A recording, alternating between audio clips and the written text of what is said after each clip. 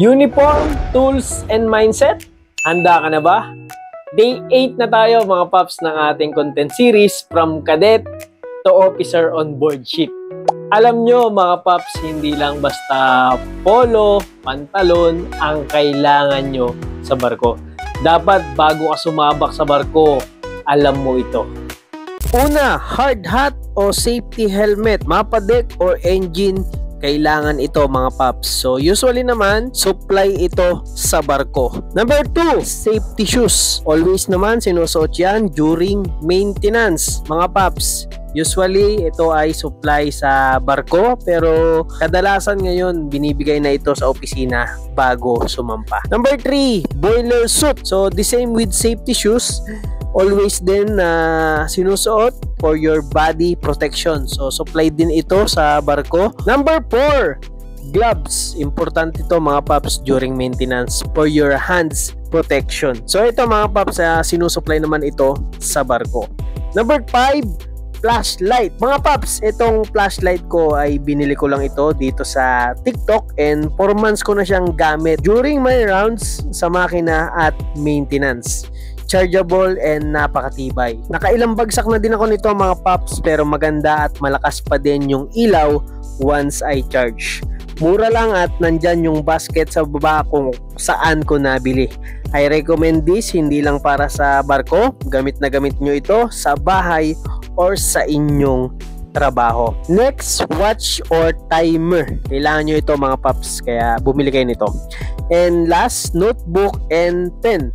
Usually sa barko naman meron ito mga paps, kaya hindi nyo na kailangan bumili. Pero ballpen, magdala kayo kasi kakailanganin nyo yan kung sasampa kayo ng barko, mag-fill out sa mga form kasi paalis kayo ng bansa, may mga susulatan kayo. So magdala kayo nito. So mga paps, hindi pwedeng sabak lang sa gera nang wala tayong dalang sandata. Dapat meron kang dala at idea sa pupuntahan mo. Pero mga paps, kahit kompleto ka na sa mga gamit, kung ang utak mo tamad, wala rin talaga mangyayari. Dapat alert sa lahat ng oras. Marunong sumunod, marunong din magtanong kung hindi alam, marunong makisama at higit sa lahat, handang matuto. Hindi lang katawan ang ihahanda natin mga paps kung sasampa tayo ng barko. Dapat pati ang attitude natin.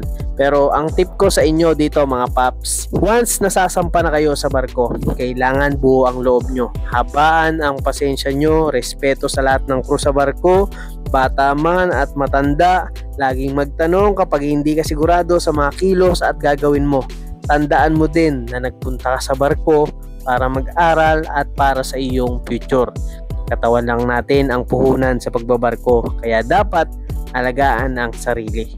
Laging mag-iingat at see you on board ship. So ang tanong ko sa inyo mga paps, kung tatawagan ka bukas, ready ka na bang sumampa sa barko?